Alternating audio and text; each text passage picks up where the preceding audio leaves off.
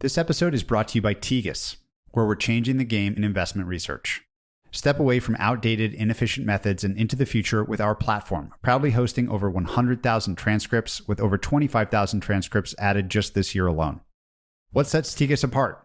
It's not just the sheer volume, it's the unmatched speed at which our library expands, consistently outstripping competitors. Our platform grows 8 times faster and adds twice as much monthly content as our competitors, putting us at the forefront of the industry. Our collection is investor-led, ensuring unparalleled quality and giving you access to questions and topics investors care most about. Plus, with 75% of private market transcripts available exclusively on Kindest, we offer insights you can't find elsewhere. Forget the traditional way of doing things. With Kindest, you have the most comprehensive, insightful, and rapidly growing transcript library at your fingertips. See the difference that a vast, quality-driven transcript library makes. Unlock your free trial at kindest.com/Patrick. You may have heard me reference the idea of maniacs on a mission and how much that idea excites me. Well, David Senra is my favorite maniac on one of my favorite missions with his weekly crafting of the Founders podcast. Through studying the lives of legends, he weaves together insights across history to distill ideas that you can use in your work. Founders reveals tried and true tactics, battle-tested by the world's icons, and has David's infectious energy to accompany them. With well over 300 episodes, your heroes are surely in the lineup, and his recent episode on Oprah is particularly great. Founders is a movement that you don't want to miss. It's part of the Colossus Network, and you can find your way to David's great podcast in the show notes. Hello and welcome, everyone. I'm Patrick O'Shaughnessy, and this is Invest Like the Best. This show is an open-ended exploration of markets, ideas, stories, and strategies that will help you better invest both your time and your money. Invest Like the Best is part of the Colossus family of podcasts, and you can access all our podcasts, including edited transcripts, show notes, and other resources to keep learning at joincolossus.com. Patrick O'Shaughnessy is the CEO of Positive Sum. All opinions expressed by Patrick and podcast guests are solely their own opinions and do not reflect the opinion of Positive Sum. This podcast is for informational purposes only and should not be relied upon as a basis for investment decisions. Clients of Positive Sum may maintain positions in the securities discussed in this podcast. To learn more, visit psum.vc.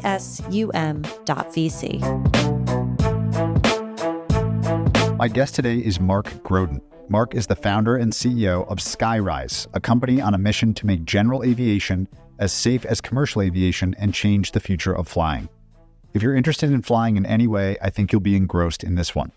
Sometimes when learning about companies, it's hard for me to figure out their mission or what exactly they really want to accomplish.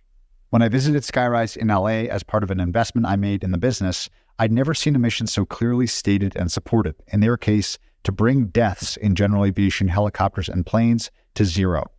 As you'll hear, Mark was born to do this specific job, clearly a person doing their life's work. I'm blown away every time I talk with him by his command of the details and by his obsession with flying. With the many scary recent helicopter crashes, I think understanding the past and future of these and other non-commercial jet aircraft is timely and important. I still can't believe how big the gap is in safety standards between general and commercial aviation. We also cover the general future of flying and the exciting but challenging pathways to more automated transportation of every kind, made possible by technology from Skyryse and other great innovative firms. Please enjoy my conversation with Mark Groden. I want to ask you about your personal story.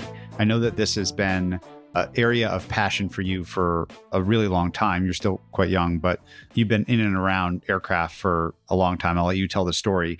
Go back as far as you want with a bias towards as early as possible, and maybe just give us the background for how you came to this problem space, this world, and your motivations, where they came from. So there's a easy version to the question, and I'll take the slightly harder path. And Please go the hard path. I may get a little emotional, so bear with me. But I grew up in the Midwest and spent a lot of time traveling between different Midwest states. So this was upstate New York, Buffalo, Metro Detroit, Cleveland, Chicago. And it was almost always a 5-hour car ride to get from one place to the next. And when I was a kid, I was so excited about anything that was a transportation vehicle. For whatever reason, cars, boats, planes, helicopters, I just wanted to build models and I wanted to make these things work. And so I was about 10 years old. I had just moved away from my grandfather, who is the closest person in the world to me.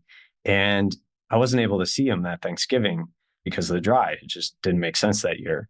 And he sends me this Popular Mechanics article from 1957, and it has a picture of a flying saucer on the front of the magazine. He writes in the note, he says, "One day, maybe you'll be able to see me more because we'll all have flying saucers like this and you can just fly to me." I'm a little kid and I'm reading this article, and it's from 1957. This is in the early 2000s now. And it says, inside of 5 years, because of plastics, we will all have these flying saucers. We can fly ourselves places. And I'm thinking, wow, we really got something wrong, because it's been a long time since that, and this future hasn't been realized. And so at that moment in time, I went from building all these different things to all I wanted to build was model airplanes and helicopters. And I was fortunate enough to get pulled into an Air Force funded research project when I was 15, built a first of kind UAV shortly thereafter. And then I worked in different parts of this technology space for basically all of my schooling, and then got a PhD in Bayesian networks, which is a deterministic field of artificial intelligence. And as I was finishing my PhD, I had a lot of different paths I could have gone. And it was literally the weekend of my defense. My grandfather died. And at that moment, I was like, wow, okay, A, we can all die, which as a kid, 26-year-old, it's obvious, but it really hit me. And then B, there's not a lot of time necessarily. So I just knew at that moment, this is the thing that I wanted to dedicate my life to. And so immediately after defending my PhD, I jumped into Skyryse and have been doing it ever since. And part of what really drives me every day is there were long periods of time where I didn't get to see him. And it was because of that drive. And so it's just so frustrating to me, because there was no way using our modern transportation system to effectively do that 5-hour journey. It was like drive to the airport, go through security, fly for 45 minutes, and get on the car, get on the other side, which was still 5 hours. And so that flying saucer, that flying car future, I believe if we can realize a safe and effective helicopter and small airplane, then I would have gotten to see my grandfather more often. And I believe that a lot more people would get to live out more opportunities in life if we can create more efficient transportation system in the sky to connect more people and places. So I still have that article on the wall. It literally hangs in my room from what he sent me, and it drives me every single day. To ground everyone listening in the import of the area that you've spent your life and are devoting your business to solving, I'd love you to just give us a little lesson on the world of aviation, specifically general aviation, and contrast that against commercial aviation, because everyone's flown in extremely safe commercial airliners. General aviation is a fascinating market that you basically have been the one to teach me about. So I'd love to give the listener a window into that world. So commercial airliners, the aircraft that fly to and from gates around the world, this is what's known as Part 25 air transportation. Basically, you have Airbus, Boeing, and a bit of Embraer that play in this market. And there's a couple tens of thousands, say, doing all of that useful work. Outside of those aircraft, the rest of the world that's non-military is what's known as general aviation. So these are helicopters, airplanes of all size, all the way up to, and in some cases, past around 40 seats. Everything that performs complex missions like firefighting and police operations, tourism, personal ownership, all of that, that's general aviation. Today, when we fly in a Part 25 airliner, it is the safest mode of transportation per seat mile basis as compared to any other mode of transportation on the planet, with perhaps the elevator as the exception, which actually has a per trip safety statistic. And by the way, is incredibly automated, which is an interesting side point. General aviation is not nearly as safe today as commercial airliners for a number of reasons. But if you look at the history of commercial aviation, it's gotten to the level of safety due to highly trained, highly skilled pilots and high levels of automation working in conjunction with, and then big teams of people, both on the ground and in person, supporting those aircraft on both sides of the trip, and then big teams of people behind the scenes supporting them as well. We've never had a mode of transportation that's as safe as the commercial airliner is today, and it's really impressive. Can you talk a bit about the history and the key stages of that development? But maybe even before we do that, for commercial, talk about the state of general aviation. So whereas we hear every news story today for something that happened on a Boeing plane, most of the time no one gets hurt, but it's still scary. A lot of people are scared to fly, and it's been so long since there's been a major disaster that people take it for granted. Maybe mention just the state of the general aviation market, like you did the commercial one. How many aircraft, how many accidents, how many fatalities around the world? Like, What does that look like today? Yeah, so general aviation, there's roughly 400,000 airplanes and helicopters around the world that are flying. And inside the United States, on an annual basis, there's around 1,300 accidents and somewhere between 300 and 400 fatalities, which is frankly a quiet crisis, in my opinion, and is in large part why I do what I do every day. And the same is true for the rest of the team here at Skyryse. Every week, there's a downed aircraft because of something that technology and high levels of automation could prevent. But unfortunately, the technology that exists in Part 25 airliners hasn't yet made its way into general aviation for a number of reasons. And it's really holding back the safety and ultimately the adoption of this form of transportation into the broader community as a mode of transportation that's integrated into the fabric of our lives. Why is that? If we're all so insistent on incredibly safe commercial travel, wouldn't that same safety standard have bled into a much bigger stock of general aviation aircraft? It's weird. Yeah, I think general aviation is something that, at least historically, it's been something that we either opt into or we don't. Whereas commercial aviation feels like an integral part of how we live. And therefore, we all, if we want to be a part of modern society, must engage with it. And therefore, the safety statistics that the collective, all of us, pushed it to, it's frankly beyond even the effective return on investment. It's just so incredibly safe and so much safer than any other mode of transportation that we engage in. If we were to make the same investment in another mode of transportation, we'd get outsized return for the increased safety benefit. But when you look at general aviation, it's something that people generally have to opt into. And for that reason, the technology and the safety related to it that people are willing to engage in is a little bit different. And so the skill that's been necessary to fly general aviation aircraft is so high that it really reduces the number of people that come towards this industry and are willing to engage in flying these vehicles. The other piece is the technology. Up until recently, we haven't had the processing power available to write an operating system as we are or build automation technology for smaller airplanes and helicopters. So if you look at a Part 25 airliner, this is commercial aviation, beneath the cockpit is actually a giant room of boxes. And it's a literal room you can stand inside of, and it's quite large. Those boxes are made by a number of different people in the industry, and they are what is the backbone for the digital fly-by-wire system and the high levels of automation that support the pilots in those aircraft and ultimately drives them to the high level of safety that we all experience. If you were to try and take that room of technology and all those processors and those boxes and bring them to a smaller airplane or helicopter, it simply wouldn't be able to fit, at least not till recently. And fortunately for us, Moore's Law and a lot of other things that have gotten better over the last several decades allows the technology for the first time to be miniaturized and brought to an industry that has never before had that automation benefit. And then on top of having the processing power for the first time, you have to realize how to harness it. And that's been a lot of what we've been focused on is how do you write an operating system that leverages the best of the technology and the best of automation and the best of the human intention, the high level decision making of the pilot, and bring that together to recognize a higher level of safety for this industry. And if you were to say, let's go do this even 5 years ago, I don't believe it would have been possible. I think what's just available to us right now based upon where the processing technology is, that we can take this type of technology that's existed in commercial airlines for 20, 30 years and bring it for the first time to general aviation.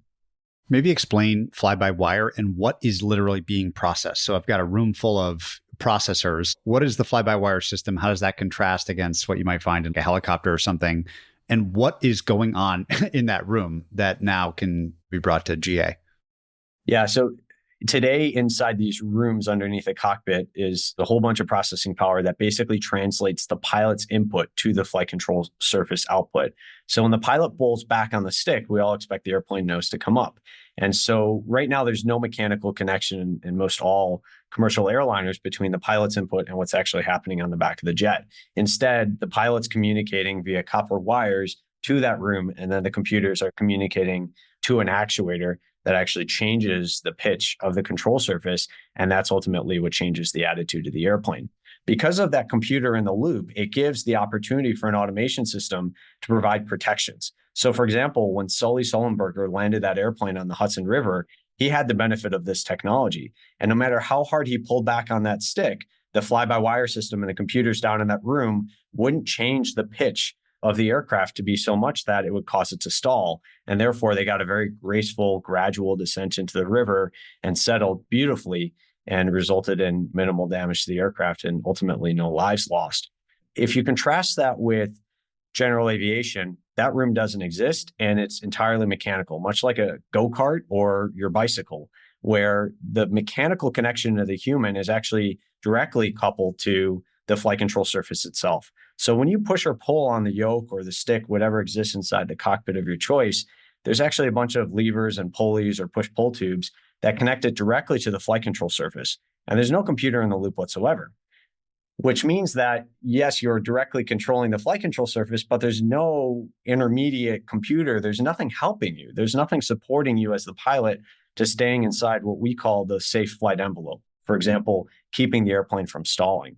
So it's the same technology that existed when the Wright brothers first flew. The Wright brothers called it wing warping, and they had this giant stick that they held onto and they pushed and pulled it left and right. And then on the ends of the stick were the cables, and those cables connected to the ends of the wing, and it literally warped the wing.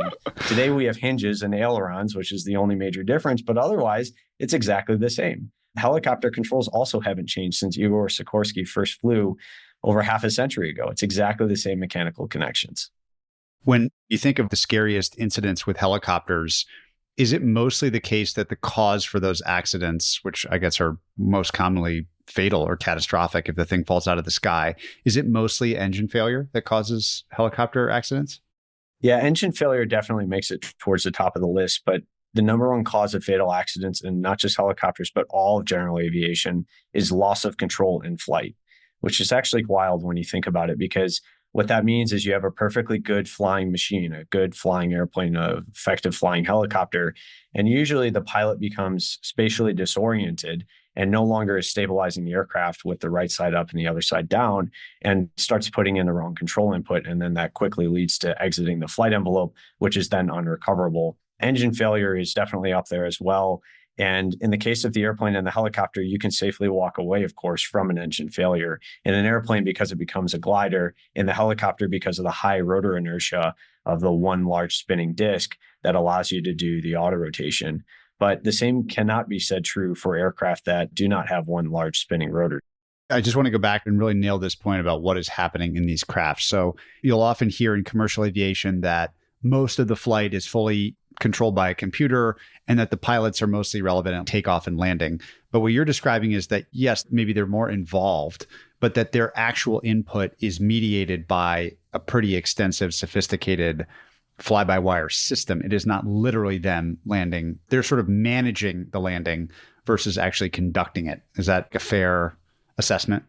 Yeah, they definitely have control over the attitude of the airplane, but there are safety protections around them as they're doing that. And the way to think about this is, as a pilot, you're trained in three categories: aviate, navigate, communicate. And the navigate and communicate, the best pilots in the world are really, really good and way better than your average. The aviate portion, which is how do you safely land the airplane and basically manage the joystick, that part is made a lot easier by the advanced automation systems that you find on a Part 25 airliner and are completely absent in general aviation today. So when you started Skyryse with this resolve to improve the standard of what's possible in this world, how are you thinking about the problem itself? What was your original hypothesis on how you and a company and a product could directly impact this? And how has that same question evolved through time? It's such a big problem space. I'm sure there's lots of ways you could have taken it. So what was your original hypothesis? How did you think about what to do? And then the encounter with reality since, what have you learned is actually the most important? The interesting thing that's remained true the whole time is this deep-seated belief that we could leverage today's technology to create safer and easier to fly helicopters and airplanes. The question was, how do you best leverage that technology inside of the market and inside of the regulatory landscape in order to ship the best possible technology to deliver on that?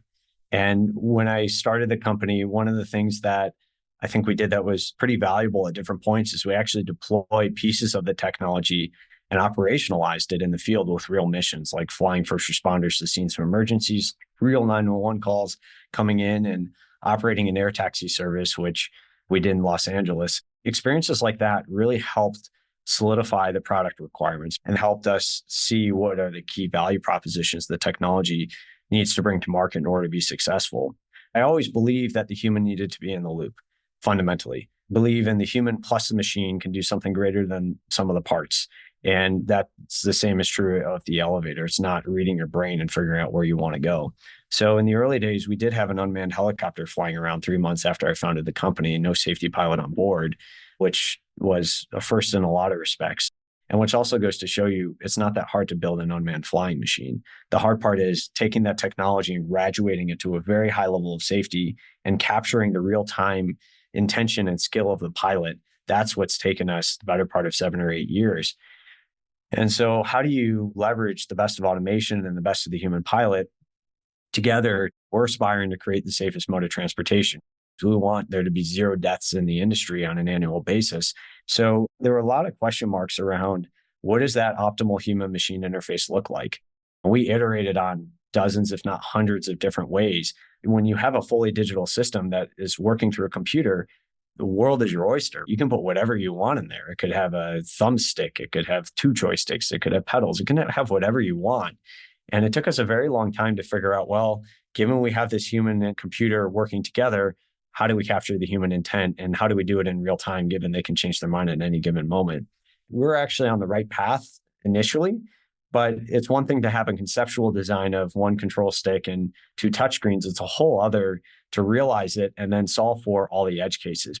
And then the other layer on top of that is we wanted to create a universal interface across all different airplanes and helicopters.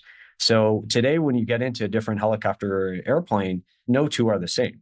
Unlike the car, where you get into a Prius or choose your vehicle, Ford Fusion, it's exactly the same. It's a steering wheel, gas pedal, brake pedal, and you can drive any vehicle anywhere in the world. And we all kind of take that for granted, but it's basically a consistent human-machine interaction. And the skill that we developed is translatable to all those different vehicles. Today, when you learn how to fly an airplane or helicopter, that cockpit is specific to that make, model vehicle and has minimal translation in terms of muscle memory to the next one. And so you see professional pilots with just 2 types of aircraft that they're rated on to fly. That's what they do for a living. And so one of the design requirements that we had was we want to create not just the first ever operating system for this industry, but we also want to leverage that operating system to create a user interface and a cockpit that is the same, irrespective of the airplane or helicopter. And we believe that strongly contributes to safety. And then also the requirements around it needs to be able to fly in all weather conditions, which is one of the other things that I think really holds back this industry, especially when we think of this flying car, flying taxi future. Currently, helicopters, as we saw with Kobe, they really struggle to fly through clouds. It's not a very safe thing. In fact, the United States Helicopter Safety Team cites 56 seconds from entering the cloud until on average, it's a fatal accident. And so how do you make it so that not only can the machine fly through a cloud, but how do you make it so it's rated to take off when it's cloudy outside? And if you can do that, you can dramatically change the dispatch reliability. And if you can fly more often through clouds, which is necessary if you want to realize a transportation system, then it also redefines the unit economics. How would you address the people out there, whom I know many for sure, that are just terrified of flying a helicopter specifically, whether it's Kobe or other very high profile disasters and accidents where people have died? It seems as though people are maybe somewhat justifiably very scared of flying in a helicopter relative to even any kind of plane because of the notion of gliding. What would you say about how accurate this fear is just in the data? What you think the future of this might become? Why helicopters are useful in the first place? Why we even have them? It just seems like such a fascinating craft that has been around a long time, but has a certain fear in the public consciousness. Yeah, unfortunately, the safety statistics of the helicopter as compared to the airplane really do justify a lot of these fears. You are more likely to be in an accident in a helicopter today as compared to an airplane, but it's incredibly rare for it to be the case as a result of something wrong with the helicopter itself. What's more likely the case is either it's not been maintained effectively or the pilot just got inundated with so much going on and dropped one of the balls they're metaphorically juggling. The helicopter is so much harder to fly than the airplane because the pilot is actively stabilizing it. And the way to think about that is flying a helicopter in a hover is like trying to put a small marble on top of an upside down bowl. And then the pilot is responsible for poking that marble as quickly as they can with 2 of their index fingers to keep it there. And so it doesn't really leave you much left to think, or there's no other extremity. You literally have one hand on one stick and another hand on the other, and then both of your feet on pedals. So if something goes wrong or you have to do something inside the cockpit, there's not a lot of available cognitive load. As to why the helicopter has existed for so long and what type of utility they can have, I think Igor Sikorsky's quote was a great one. He basically said, the airplane can fly over you and drop a life jacket, whereas a helicopter will actually stop and save your life. And so this flying car future, a lot of people point to, where imagine getting from point A to point B in a more efficient way, really can be offered with the helicopter, but it's been held back because it's so hard to fly. And because of the complexity of flying, the safety record is what it is. And I would say if you can come up with a way to make the helicopter easier to fly, where the pilot isn't literally both hands and feet fully occupied basically all of the time, and you can also make it inherently stable so that it's not a marble on top of an upside down bowl, then you can make them a heck of a lot safer than they are today. And that's really what a lot of the safety statistics point at. The other thing that I would mention is it is incredibly frequent that we have controlled flight into terrain, which is effectively what happened to Kobe. It was an intact helicopter and a mountain that was there at the beginning of their flight, and they got spatially disoriented because they flew into a cloud. So if you have technology that can stabilize the aircraft and tell you where you are in space and not require the pilot to be, again, poking at that ball on top of the bowl, then you can avoid things like that. What do you think about the potential pathways to a future with, I'll call them flying cars? The famous idea from Peter Thiel, we wanted flying cars. We've got 140 characters. So much of the development was digital, purely digital.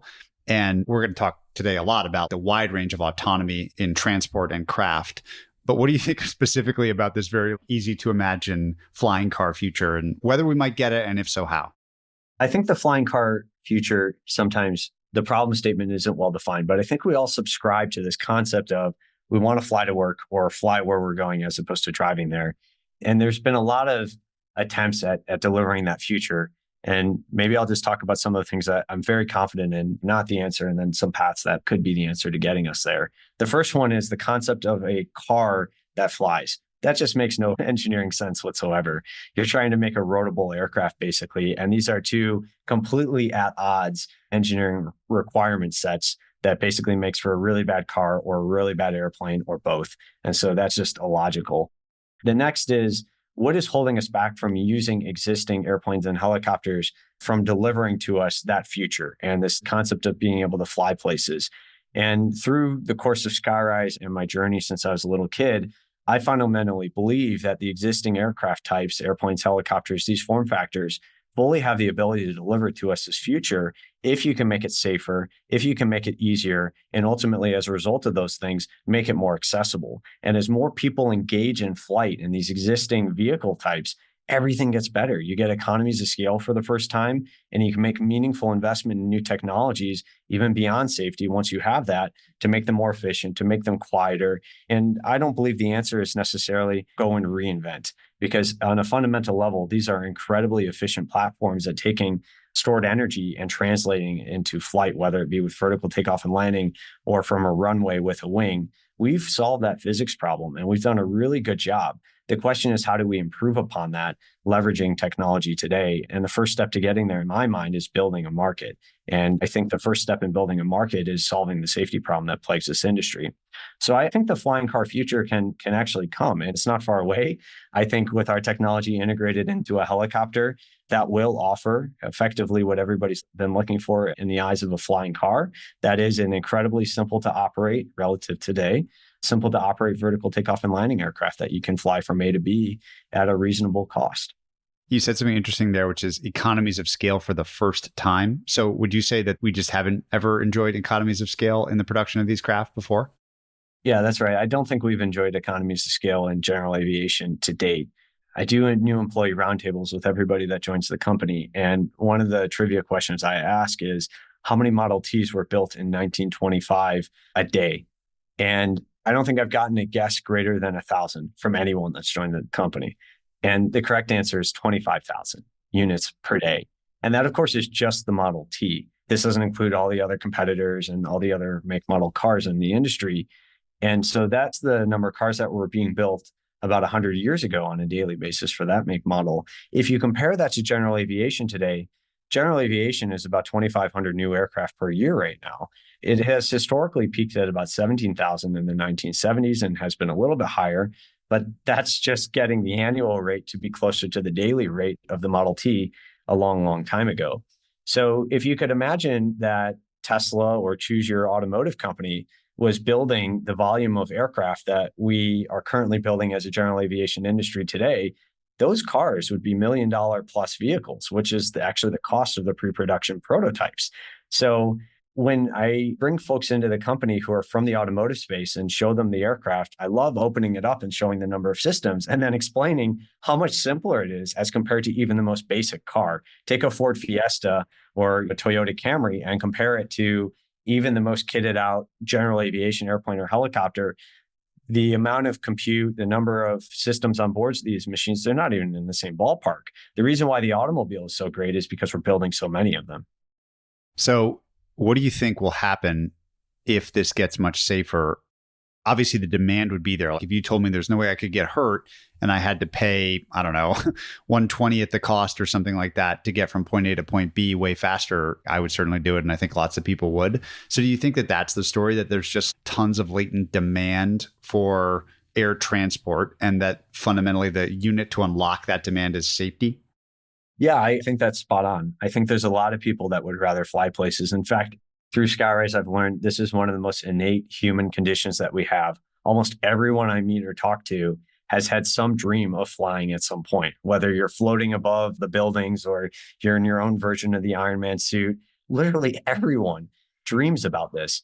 And what's keeping us back from engaging with it on a daily basis, I think really comes down to the safety issue, because if you look at the number of people who start learning to fly a general aviation airplane or helicopter, the graduation rate is roughly 1 out of 7 people. So 6 out of 7 people are washing out. I don't know very many people who start learning to drive a car and then don't graduate. It's certainly not 6 out of 7. It's probably 99.9 and some number of nines after that, people graduate and can drive a car. And it's because it's so difficult to fly the aircraft. And oftentimes you're only one mistake away from killing yourself and potentially your entire family someday. There just aren't many weekend activities you can engage in that has that type of situation around it. And so I believe if you can change that paradigm and make it so that it's safe and you're not constantly worried about your proficiency being good enough in order to fly, then we'd start to use it more. And if we use it more, then it becomes more integrated into our daily lives as a new mode of transportation. Let's say that's all true. What are the other impediments that we would have to deal with if all of a sudden the helicopter, it was completely safe and cost 1/20th? I would imagine that I could look outside right now and see 50 of them above my head, and that might piss some people off. What are the other considerations around this more air-based, more accessible transport future that you think are important to contend with? I would start by saying the infrastructure necessary to support this future is largely already in place. There are thousands of general aviation airports around the country that were built 50 plus years ago, and most people live within 20 minutes of a general aviation airport. So the quote unquote subway stations for the sky are already there. They already exist. They're just, for the most part, very underutilized. There are a few that are way overutilized, but by and large, they're underutilized because there's not a lot of people flying general aviation aircraft. And so then if you're using hubs like this, then it establishes more natural flight paths and corridors. And if you're thoughtful about how people fly through the air, you can make the impact on the surrounding environment very minimal. And that comes by way of steep climb outs. So get away from the ground, don't fly low to the ground for long. And then certain procedures that reduce the noise impact of the aircraft. And technology can do a lot to change the noise that these vehicles are creating. But you can imagine if they're not as safe as they could be today, noise is way down the list of things that as an industry we're working to solve. So the first is we have the infrastructure. The second is using the infrastructure that we have, we can define flight routes and corridors that minimize the presence of these aircraft. And once you get over a couple thousand feet, which is the normal flying altitude for these aircraft, most of the time it's imperceptible. And you can do a lot to make it almost invisible to the naked eye and also the ear, especially if flying over population centers. The other thing that I would say is if you believe in that future, you probably also would then believe that there would be technology on board these machines. And that technology can help coordinate when they're taking off, when they're landing, how they're sequenced, and then obviously those flight paths, those highways in the sky, quote unquote, which leads to another interesting point, which is that not only are the subway stations built, there are no train tracks to lay. The train tracks fly these GPS points through the airspace, and there's no environmental impact on more flight hours being accumulated or flying more air miles because you don't have a highway system to maintain. So people talk about this a bit, but I don't think it is well enough understood. The throughput of our airspace is almost infinite relative to where we are today because you have those three dimensions. And you can do very simple rule-based system like a four-way stop sign system where people can deconflict across the airspace, and you can drive a tremendous amount of throughput without a huge ground impact. In any conception of a sci-fi utopian future, automated transport is a key feature of any movie you watch or any book you read. And you're building something in and adjacent to either fully or partially automated systems. And I don't just mean aircraft here. I mean all sorts of automatic transport. What have you learned about that world just in general? AVs has been a topic, it seems like, for a really long time. It's both incredibly promising. You ride in a Tesla, it's pretty amazing what it can do, but it always seems like perpetually 5 years away from total autonomy or something. What have you learned as a participant in this field, in this quest to get more forms of automated transport? What would the outsider not appreciate about what's going on in that world? Early on, when I started the company, a lot of people thought, oh, we really need autonomous aircraft.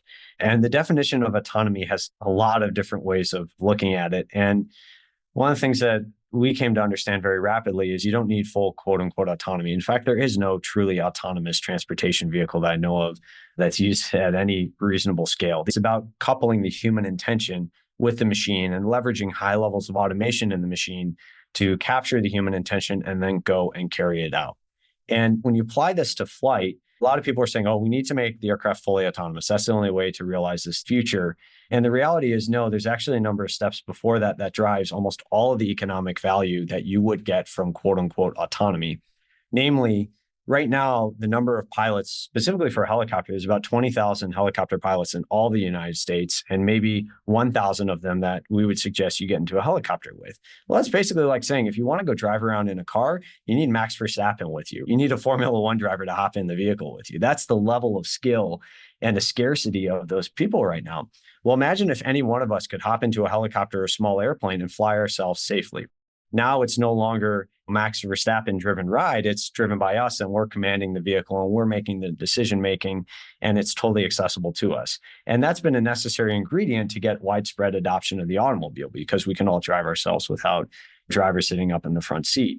And so when we think about flight, we think about highly automated and how do we make it so that you don't need one of those 20,000 or 1,000 people in the front of that cockpit as a seat that isn't actually there for the trip. That drives an incredible change to the unit economics because now each seat is occupied by somebody that actually is paying passenger. They want to go on this trip and go through this journey, and they're capable of doing it themselves.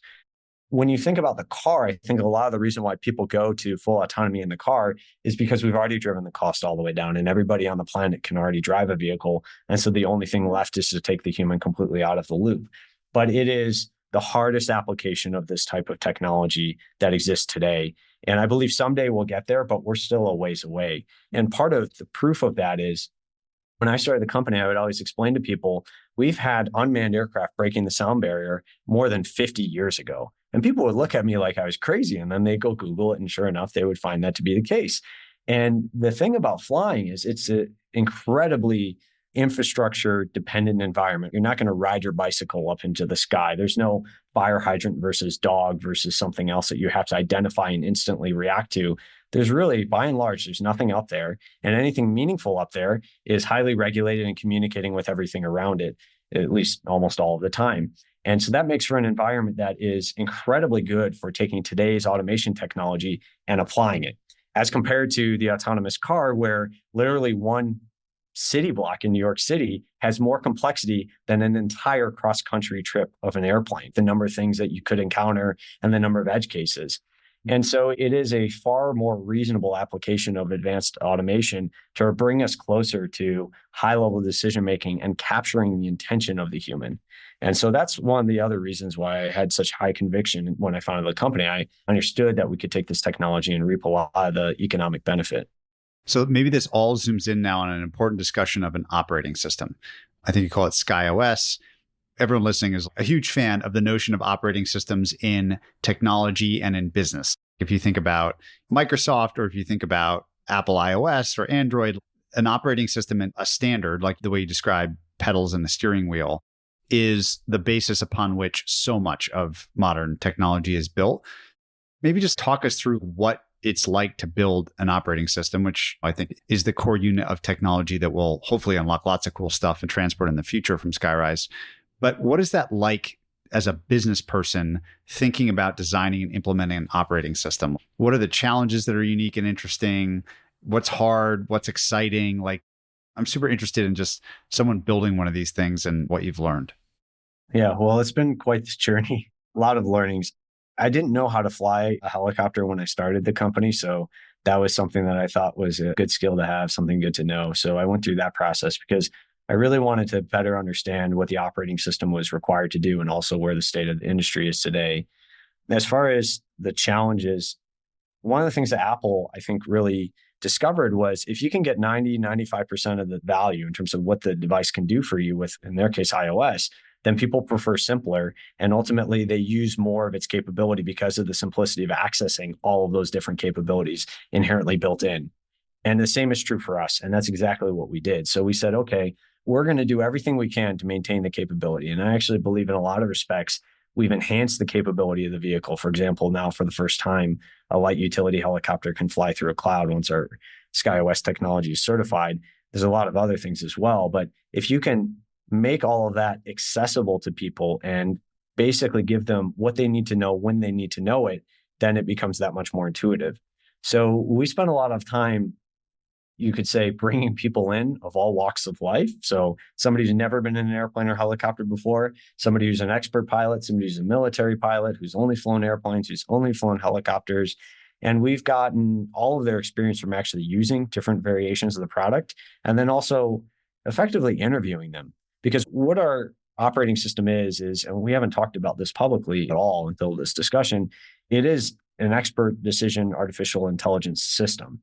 And basically, it's a giant equation, and it would fill up the entire room I'm sitting in if we were to write it out.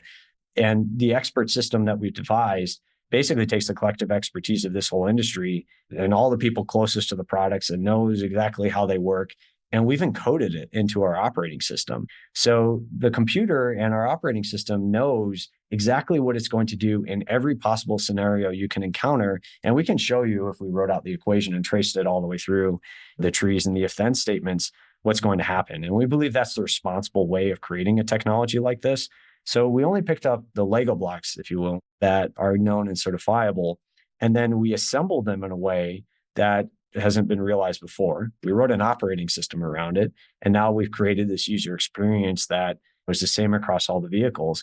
But on a foundational level, it's this deterministic artificial intelligence approach that encodes the entire industry and all of our learnings. We can take people with zero flight experience whatsoever and put them in a simulator for 15 minutes and then put them up in a full-scale aircraft, and they're in full control from skids up to skids down.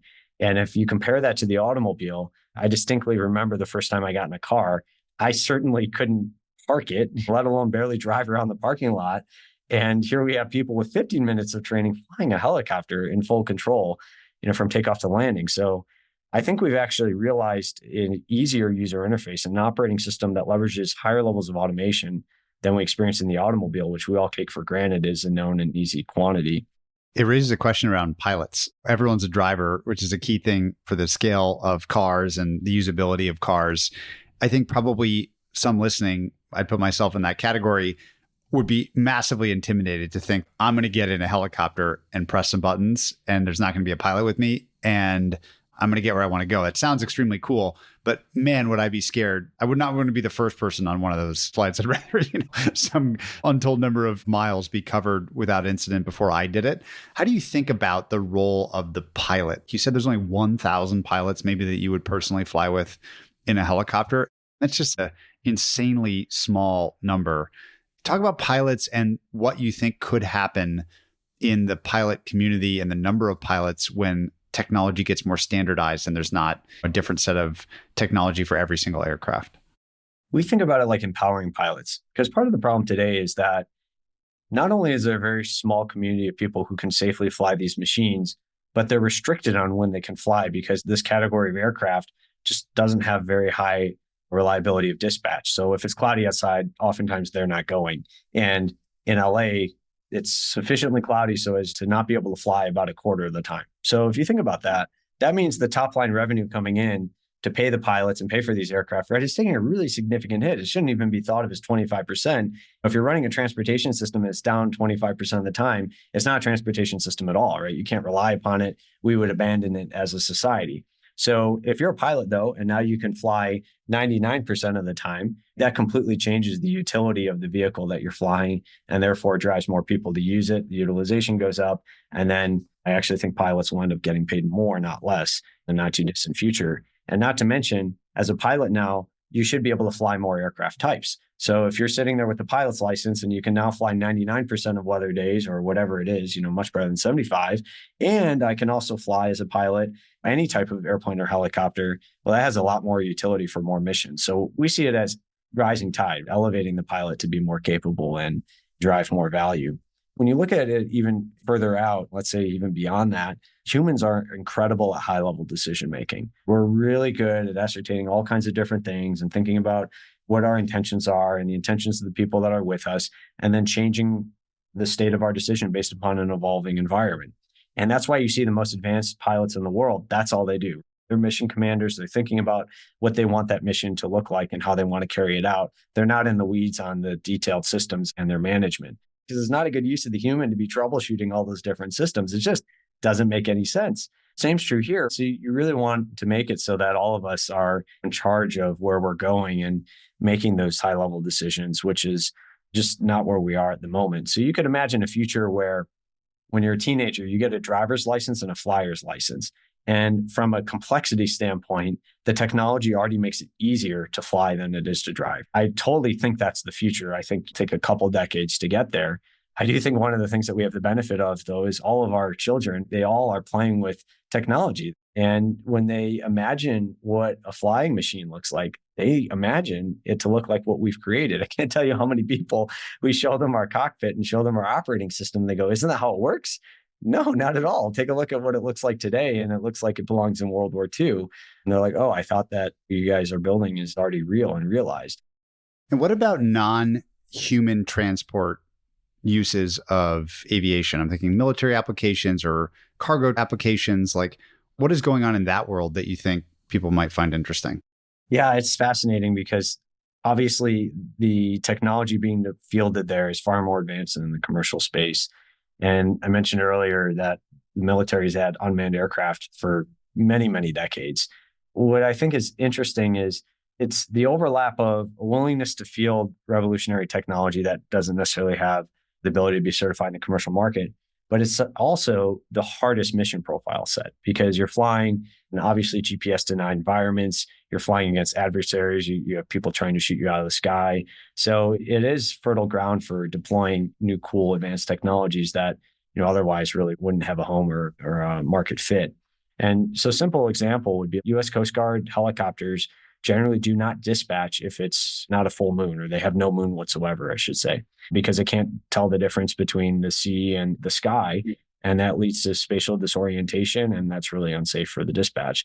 But you could see a day in the future where if that helicopter or that airplane was equipped with our technology, then that aircraft could be flown optionally piloted on a mission that it otherwise wouldn't have dispatched. And so I think the same could be said for going back to your question, not just the commercial market for unmanned flight, but also the military. And the military has already made that decision a number of times over. I think it'd be really compelling for them if they could have the same asset, have a person on board in one moment, and then the next jump out, and then the aircraft is doing some type of logistics mission or other for them. And I think there may be opportunity for our technology to support that. Maybe say a little bit about what you've learned of the business of flight. So you mentioned the duopoly on the OEMs for Boeing and Airbus, or near duopoly, little oligopoly. What about the rest of the world? Who produces these things? What are the good businesses in aviation transport or aviation, just generally speaking? And just generally, I'm just curious for you to riff on the business of flight, which we haven't talked much about. Yeah, it's such a difficult industry to break into because of the regulatory challenge, and then obviously inherent with the engineering challenge of building these systems that, to your point, there really is a duopoly on aircraft integrators for Part 25. You have the Embraer, which is number 3 on that list. When you look at general aviation, there's not that many OEMs. There's a handful of OEMs, and these folks buy engines, they buy avionics, they buy seats, and they rivet wings into those aircraft, or they put composite wing on and they integrate all the pieces together. What's really interesting is that the tier 1 suppliers really have tremendous leverage, for better or worse, over these integrators. So the Honeywells of the world that are providing the Part 25 airliners, if that box is not working in that avionics bay, the airplane's not dispatching.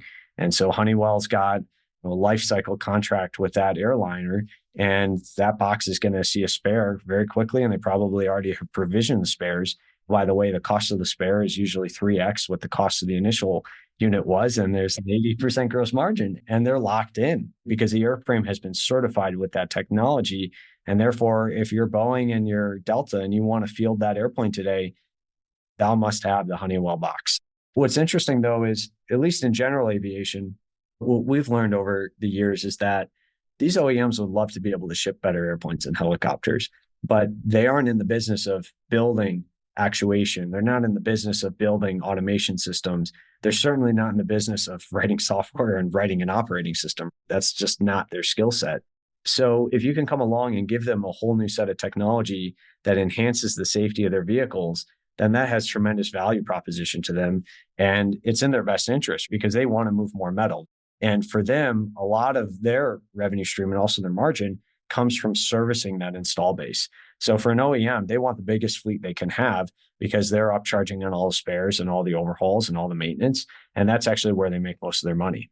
So many times the margin on shipping a new vehicle is actually very low. It's single-digit percents. And then, okay, the vehicle is going to be in service for 30 years, sometimes longer. There's general aviation airplanes out there for 50 years. So the OEMs are incentivized to create the largest install base, accumulate the greatest number of flight hours they can, because the more flight hours flown, obviously, the more spare parts are necessary and the greater that revenue stream. And our incentives in that respect are completely aligned, because the safer and easier it is to fly, the more people are going to fly. Therefore, the more spare parts the OEM and needs to ship and the more vehicles they get to service. So that's all positive. And then the safety element can't go understated. Every time there's an accident in this industry, it hurts everyone. It shakes the confidence that people have of engaging in flight. And whoever the OEM was, of course, people assume it's the aircraft. And so that's not good for anybody's bottom line. And what we've seen generally, and I think is really positive, is safety enhancing technology gets 100% market adoption fairly rapidly. And it just goes back to, well, who wants to put their life on the line while they're engaging in transportation? No one. So people will spend outsized check size to get a safer vehicle. So if you think about the future, you're building SkyOS, this thing that hopefully will fuel literally a safety standard 1,000 times safer than the current minimum standard for general aviation. Hopefully that's, 0 deaths, down from tons and tons of incidences every single year, just in the US alone. What gets in the way of this working? I suspect everyone listening is like, great, I hope this happens tomorrow. And this thing is as good as you say it is, and it changes the way we think about flying. What would get in the way of that vision for the future coming to be a reality? Because it seems like everyone would just agree, like, yeah, better safety, better standard, more standardization, more pilots, new kinds of craft. We all want all this stuff. What do you think the most likely things are to get in the way of that future? When I founded the company, the answer would have been very different than it is today. There were a lot of things that we had a lot of conviction in, but we hadn't yet proven in terms of the technology's ability to deliver everything that now we know it can and has. So at this point, the technology is done. The product is done. And that's only true now, like in the last 12 months. And our target is next year to be able to give somebody the keys to an aircraft equipped with our operating system and all these safety benefits. After that, it's all about market adoption. And I think the biggest thing we have going for us is that we can really make an impact on the safety of this industry. And that's obviously the thing that motivates me. That's the thing that motivates a lot of our team here. And I think the population of pilots, both existing and those who have always wanted to be a pilot, are all going to adopt that fairly quickly. We've been actually compared more recently to the F-35, which is incredibly humbling to say the least, because it was a $500 billion development program to realize the F-35. Obviously, it was a whole airplane. Ours is an operating system. But the unified cockpit that the F-35 came up with, in some respects, is similar to what we've built. And what I think that just highlights is how the best pilots in the world are already benefiting from similar technology to what we've built here and are basically bringing to a market that more desperately needs it for its safety impact. So our goal is to get this into the hands of the expert pilots as quickly as we can, and then also the novice pilots who are new to the field and maybe a pilot that same day, but trying to elevate their level of safety to something closer to the 10,000-hour pilot. Technology never stands still. That's one of the coolest things about it. If you think out, I'll say 10 years, 15 years, and you think about the future of SkyOS, what comes to mind? What are the ways that even after you're good to go and this is being used everywhere, you still want to drive technology innovation and improvement in this field? In a couple of decades, I think everyone should wake up in the morning and have a trip that they want to go on. And it's a question of whether you want to fly or you want to drive. Air transportation should be that integrated into our day-to-day lives. And the cost should be no different between the different modes. The fundamental physics of flight points to that. And we can already realize that cost on a seat mile basis, assuming there's folks in the seats, that rivals the automobile. So that's right there. That's right in front of us. That doesn't require some heroic future technology or some future energy storage device. That's around the corner. And once that starts to happen, then it's not that flight is going to take over all the other modes. You still need multimodality in order to go places. But you could imagine waking up and saying, we're based in LA. You wake up in Los Angeles and say, I want to go to San Francisco later today to see a friend. Great. You get an Uber and the Uber takes you to the airplane and you go straight from the Uber door closing to the small airplane. And maybe you're flying yourself because you're trained on how to fly the operating system. And you fly yourself to San Francisco and it's an hour or two trip, depending on how fast your plane is. And you get in a car that's waiting right there for you and it drives you to your final destination. I mean, it could be completely seamless and at a cost that's very attainable for everyone. And I think that if that happens and transportation starts to become more accessible to us like that multimodal regional trip, which could be across states, the same trip that I experienced as a kid, what we've seen in the past for transportation is the more accessible it is, the more it's consumed. And that's when that flywheel really starts to spin. That Uber in the early days was forced to compare itself to taxis. And everybody's like, well, that market's tiny. And they spend a lot of cycles explaining, don't compare us to the taxi, compare us to other forms of transportation. And then this very point, which is if you can make ride hailing or taxis more accessible, more available to people, look at how much we all use. The same is true here. And then the other thing, which I don't think is necessary, but will come into play, just like the car, when the car arrived, we had zero infrastructure. And the infrastructure investment to make the car what it is today is astronomical. We've never made that type of investment since into a transportation system as we did many decades ago. Well, fortunately for us, flight doesn't require a sizable investment in infrastructure like it did in the car, because you can have a couple miles of airports around the country servicing tens of thousands, millions of air miles available. But I think what you'll see are better integration of flight into the fabric of our day-to-day lives. And this doesn't mean putting an air taxi vertiport on every street corner. I think it's actually quite the contrary. I think it's about really thoughtful architectures of our city and our urban to suburban environments, positioning air transportation in the right locations with the right multimodal infrastructure to be able to take people from the flying machine to the vehicle, probably with wheels. So I think it's a really interesting future. And I actually don't think it's that far away because, again, once everybody got their hands on a Model T, it was not long until the highway system followed. Yeah, it's fascinating to think about the whole Gibson idea that the future is here. It's just not evenly distributed. And that there's a group of people with access and ability to pay for private aviation today that does stuff that I think would get anyone excited about going to fly to see the eclipse in the perfect spot or whatever the use case might be. That certainly is an exciting future. So one of the things that really stood out about my early interactions with you, Mark, was people talk about mission-driven companies and the nature of mission versus more mercenary type company building. You have always had an incredibly clear mission, and it's all over your office walls, which is basically bring general aviation deaths to zero. You've told me stories about losing friends, very skilled pilots due to pilot error, things like that. I think actually right after we had met that had just recently happened to you. And the mission's incredibly clear. One of my favorite questions in the world came from this guy that built all these eye hospitals in India. And after he died, they found his journal, and all in his journal, they kept finding him write, "How can I become a more perfect instrument?" He was so focused on structuring his own life to be able to do a better job in service of this thing that he decided to devote himself, curing cataracts in rural India. So I'm just curious how you've approached that same problem. I think lots of people listening are interested in this question and this way of living in devotion to something. How have you attacked that challenge across 8 years or so building the business, where my sense is you basically don't do a whole lot outside of that mission? Maybe just talk us through what that's like, what you do, how you've designed the life around it. Yeah, it's a great question. I guess at a high level, you hit the nail on the head. My whole life is orchestrated around delivering this future.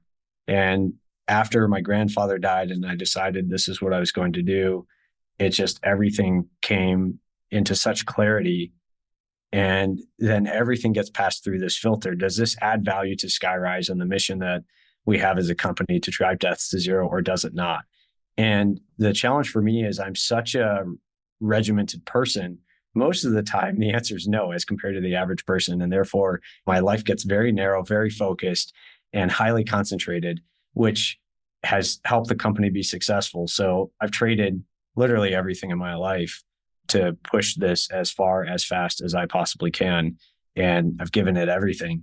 What's taken me years to figure out, though, is sometimes the experiences outside of what may seem like it directly contributes to Skyryse in the moment actually helps my mind defocus. And sometimes that lack of focus actually creates the insight or helps me see what the next step is on the roadmap. So sailing is something that I did when I was a little kid.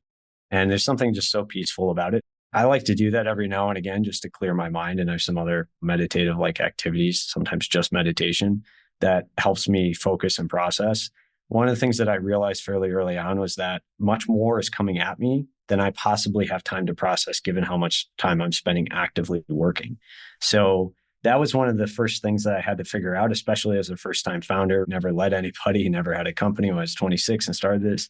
My learning curve needed to exceed or at least keep up with the companies and never make the same mistake twice. How do you do that? And I found out one of the things that was super important to me, especially as introspective as I am, is giving myself the space or the ability to process so that I could be growing. And that's taken a lot of different forms over the years. I think that's incredibly important. The other thing that I think is hard sometimes for the people around me to understand is it's not work. It's literally an expression of who I am, and I love it to the core. There's nothing that matters to me more in life than getting to deliver this future to everyone and changing the safety for this industry and connecting more people. My closing question that I ask everybody, always my favorite question, is what is the kindest thing that anyone's ever done for you? I had a coach at the beginning of the company that I was 26 and a PhD in engineering, right? So not necessarily any good at communicating.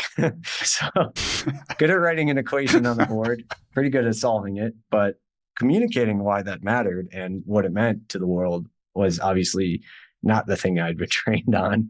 And all parts of what I was bringing to the table, I was trying to improve it. So I was seeking out somebody to help me with speaking. And I was really fortunate to get introduced to someone who was way outside of what I could afford.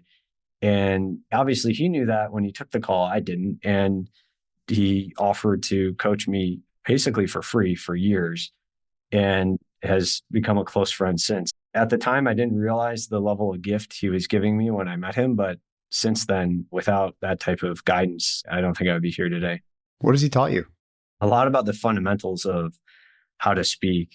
I think it boils down to knowing what you want to say and having clear intention with the statement before you begin it. And it's interesting because I naturally think a lot before I speak, but I also have this ability to, which he's kind of brought out of me, to take things up to a much higher level, like 10,000 feet, and just say what I want to say, as opposed to here's all the details inside of it. And I think if I were to try and identify one thing, that's probably it. And the ability to show people my passion was really hard for me when I first started putting those two things together. I think he saw the passion on the inside, but I struggled to share it with people in a way that they could understand. I think it actually extends beyond speaking. It extends to, this is the thing that I want to do with my life. This is what I'm putting all my life force into. And he helped me find the words to express that to other people. And this helped me in every single respect in the business, whether it's hiring people or raising capital or just building relationships. That ability to articulate why this matters so deeply to me and why for the right people, it should matter to them as well. Just one follow-up question, because it's a powerful lesson. For those that struggle to articulate the thing they're passionate about, what would you say to them? What's interesting is the answer to the why, the second or third why, helped me a bit. And sometimes the answer to why you're passionate about something may not be obvious. But if you're really centered and you're really in tune with what that thing is, and it's coming from a place within and not because of some societal pressure or something that's happening in the world around you, but it's truly coming from inside you. And it's something that you identify with and you care about, and I call it your truth. Then when you start to ask those why questions and really think about it and think about where you've been in the course of your life journey and how you've changed or the experiences you've had, it oftentimes becomes quite obvious. Mark, it's been a real thrill learning about a part of the world from you that I didn't know a whole lot about and everyone takes for granted. Obviously, I wish you incredible success on this journey. If you succeed, I think we all get to benefit. Thanks for the lessons today and for all your time. Thanks for having me, Patrick. If you enjoyed this episode, check out joincolossus.com. There you'll find every episode of this podcast complete with transcripts, show notes, and resources to keep learning. You can also sign up for our newsletter, Colossus Weekly, where we condense episodes to the big ideas, quotations, and more, as well as share the best content we find on the internet every week.